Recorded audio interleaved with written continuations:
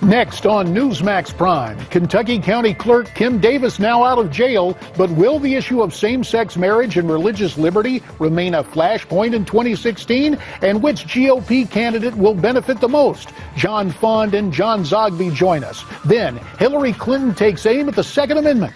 Grover Norquist reacts. Also ahead, Senator Steve Daines. And memories of a good friend. Newsmax Prime starts right now.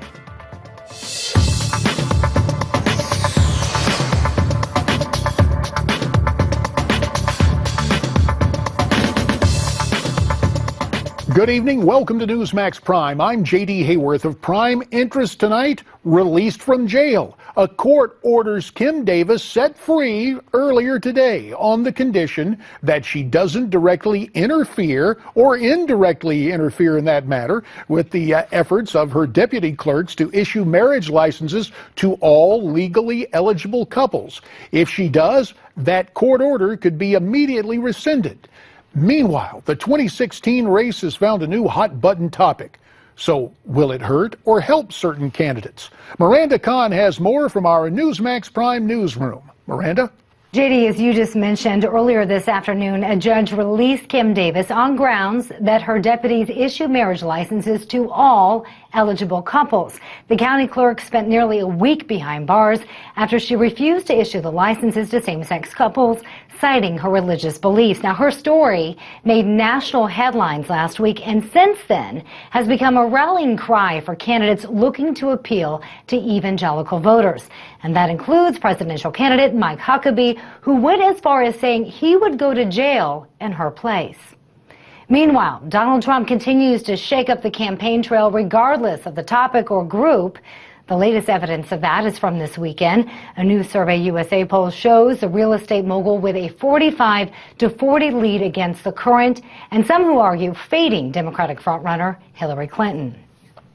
What is even more impressive, if not surprising to some, is the poll found that 25% of black respondents say they would vote for Donald Trump over Mrs. Clinton. Now, let's add on the results of another new poll, this one conducted by Zogby Analytics.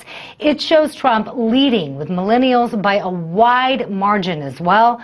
The poll shows Trump at 25%, while his closest competitor, Jeb Bush, registers, look at that, at only 9%. Former House Speaker Newt Gingrich was on CBS News' Face the Nation on Sunday. He says Trump's rise is based on one thing all Americans like, his focus on winning. He's running on winning. That's the heart of the Trump model is, I will make us a winner again. Do you want to be a winner? If you'd like to be a winner, I'll make us a winner. And then people come up with all these policy questions, and he goes, how'd you like to win? And Americans out there go, I like winning. Winning sounds pretty good to me.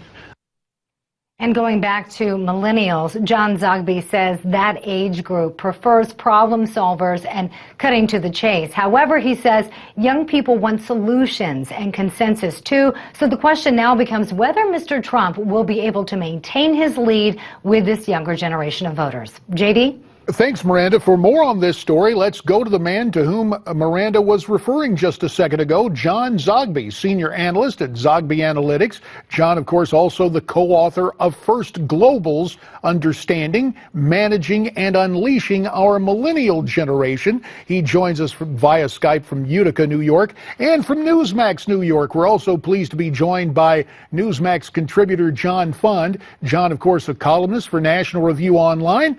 And gentlemen, we thank you for your time here on Newsmax Prime.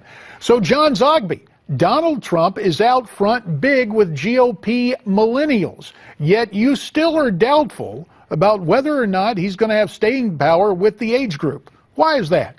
I do, and I'm glad we're clarifying that is GOP millennials, not all millennials, and that's the problem that for now Trump trumps with with high visibility at a time when a lot of millennials are not really paying any attention. So a lot of this is name recognition. I think some of it is just the outrage and the circus of it all. But I think when push comes to shove, one of the things that millennials, including GOP millennials, prefer is, somebody who can cut down the noise and cut to the chase and get the job done. Some of that is down Donald Trump, but not the noise part. He makes a lot, I think maybe too much noise ultimately. Well, is it sound and fury signifying nothing, or is it in touch with the American people? Some of that sound, John Fund, is based on what Newt said earlier, the word winning. Will that message continue to resonate with millennials and other voters, do you believe, John Fund? Oh, sure, the message works. But we have about 5 months to go in which Donald Trump has to keep up this momentum. And just saying, let's make America great again, is fine, but you have to back that up at some point with specific policies, at some point with a specific plan, at some point with a little more seriousness than he's exhibited. And if he can keep it up for 5 months, he's in good shape. But 5 months is a lifetime in politics. And let's go back to a story that I referenced at the top of this broadcast, the situation involving Kentucky County Clerk Kim Davis. Dr. Ben Carson spoke out about the battle going on now involving Ms. Davis and the court on same-sex marriage. Let's listen to what the good doctor turned GOP candidate had to say and then get your reaction. When she took that job, the Supreme Court had not made this ruling. If they had, there's a good chance that she wouldn't have taken the job. So I think they have a responsibility to try to accommodate her. John Fund, does Dr. Carson have a point? I think he has a point to the extent that it was ridiculous to throw her into jail. But Kim Davis, frankly, this was a judge, this was judicial order. She had the option of resigning her position if she didn't want to carry out the duties as the judge defined them. So, yes, she has a point because it's abominable that such a jailing should have taken place. But in the end, the rule of law does apply to all of us. All right, let's move from the rule of law to politics, where there are no rules, only numbers.